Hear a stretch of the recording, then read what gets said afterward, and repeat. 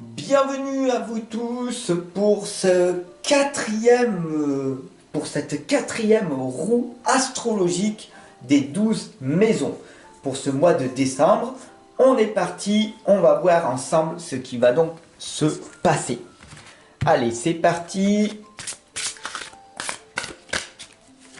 Sois bien là, présent, avec cette première lame, la deuxième.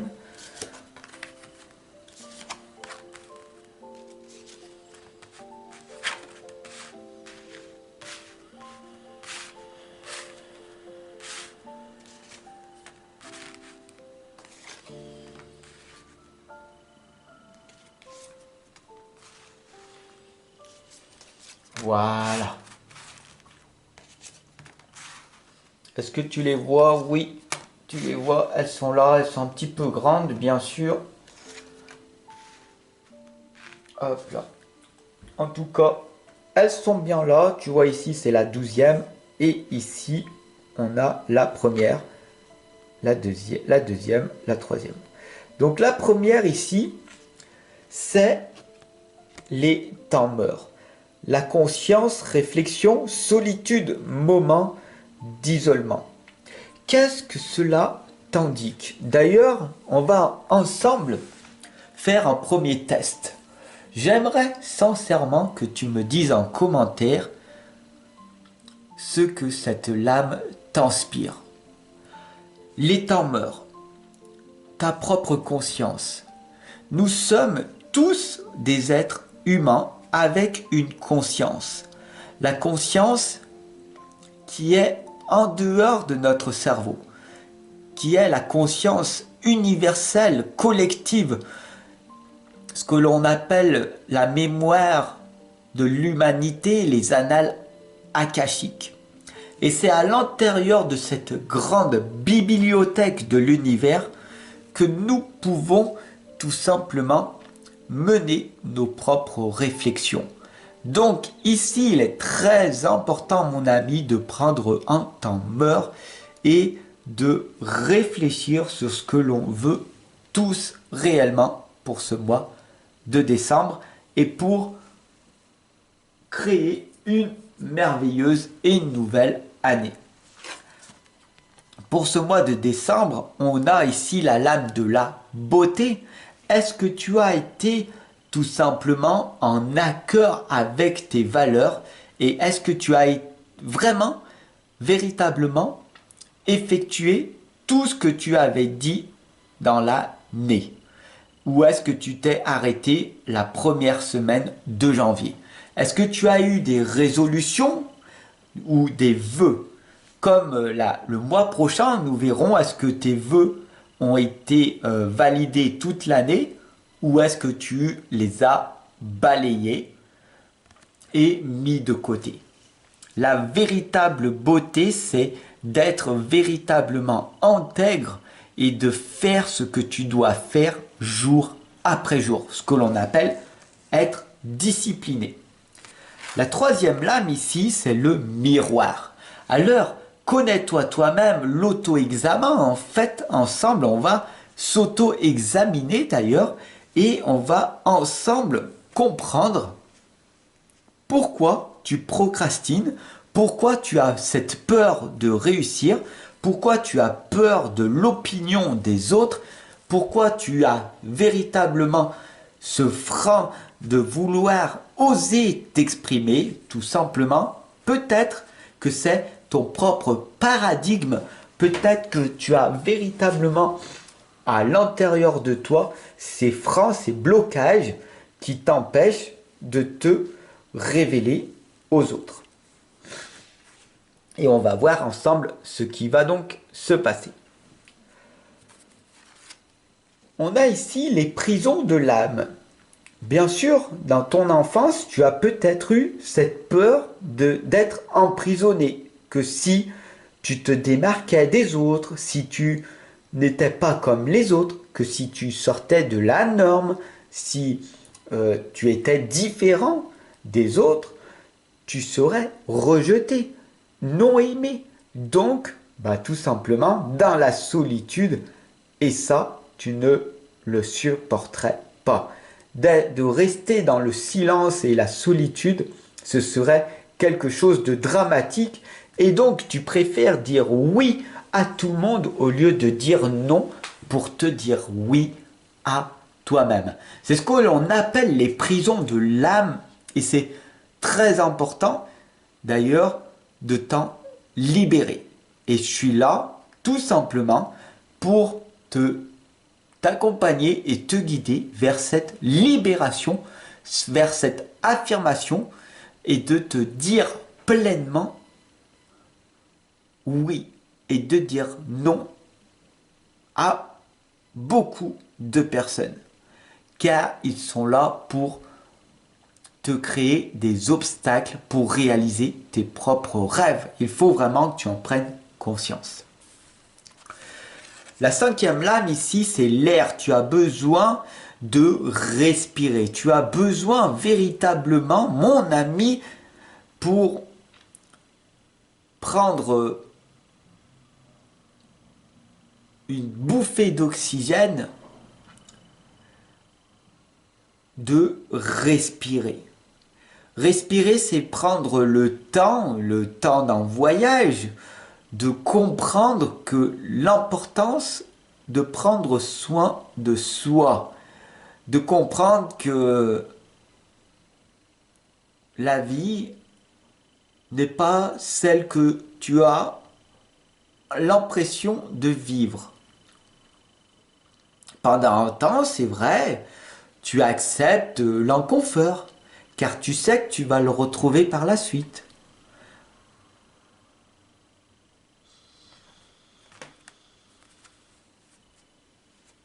Sois reconnaissant de tout ce que tu as déjà. Ici, en fait, on a la lame qui t'indique de véritablement choisir en permanence ce que tu veux vivre.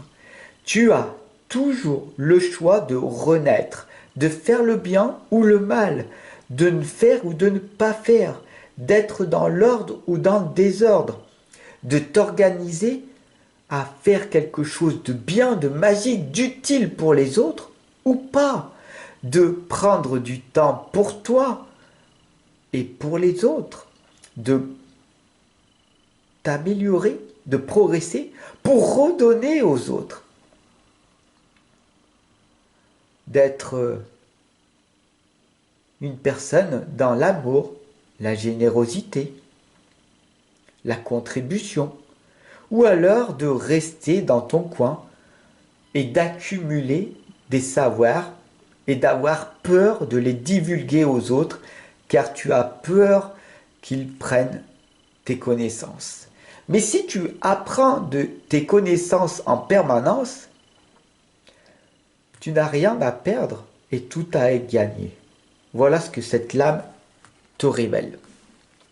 Alors on est à la moitié de cette roue astrologique, peut-être que tu n'es plus là, que tu vas partir. En tout cas, je te remercie d'être là maintenant, car on était dans cette partie consciente de l'être humain. Et là, nous allons aller dans l'inconscient, donc la partie qui ne te parlera peut-être pas du tout. Et on est parti avec la septième lame qui est à la dérive. On t'indique ici de lâcher prise et de t'abandonner aux forces supérieures. Comme tu l'as compris, les 6 premières lames, c'était le bas, c'était le côté rationnel, logique des choses, tout prenait sens. Maintenant, nous allons aller dans le ciel, dans le spirituel, et on t'indique ici, maintenant, de lâcher tes résistances et de te donner pleinement à l'univers.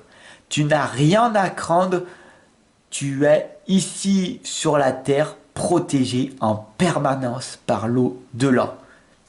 Donc il faut vraiment lâcher toutes ces résistances.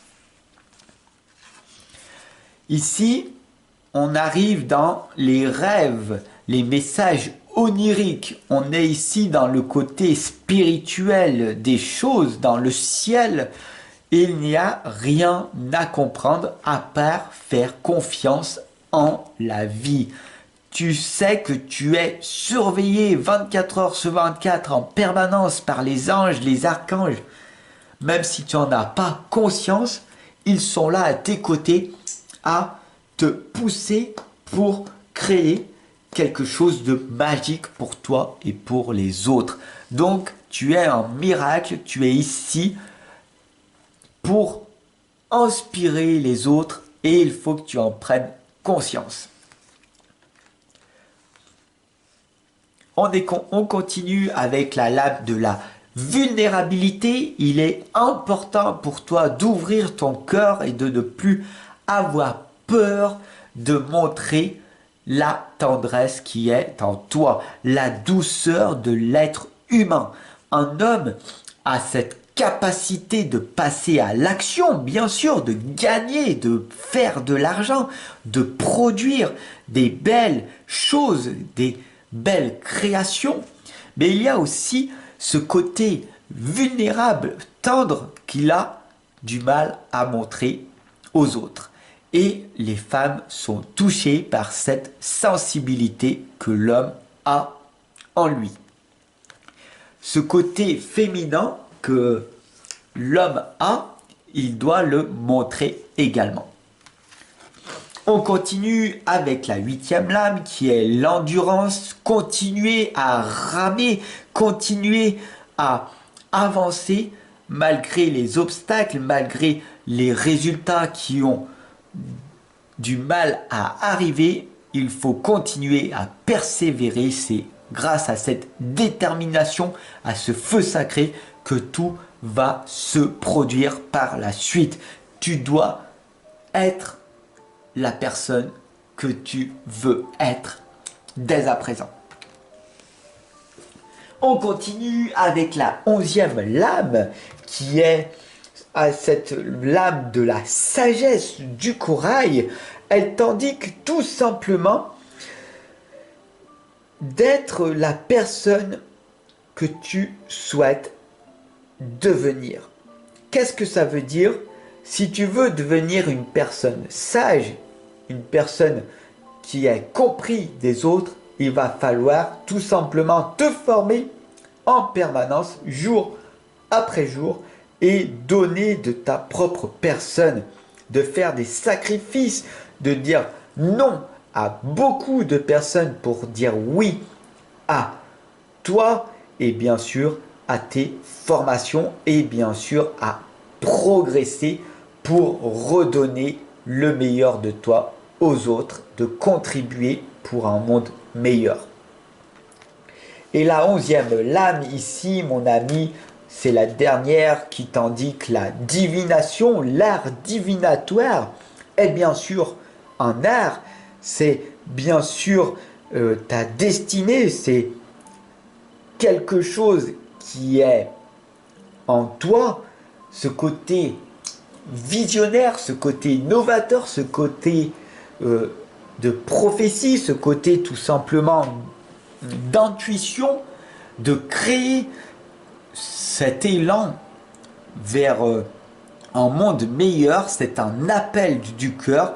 L'art divinatoire n'est pas à chercher, mais bien sûr c'est un appel qui est venu à toi et tu sais au plus profond de toi ce que tu dois faire. Voilà, pour moi personnellement, l'art divinatoire est venu à moi. Je ne suis jamais allé le chercher. On m'a appelé d'une certaine façon à faire ce que je suis en train de faire. Peu importe les répercussions que cela aura, je suis un messager, je suis un accompagnateur, un guideur pour un monde meilleur pour mes très chers frères et sœurs. J'espère que ce tirage roue astrologique des 12 maisons de ce mois de décembre t'aura impacté, t'aura parlé. Si ça a été le cas, je te remercie de ton abonnement et bien sûr de me retrouver pour d'autres tirages dès demain. Ciao mon ami, prends soin de toi. Bye.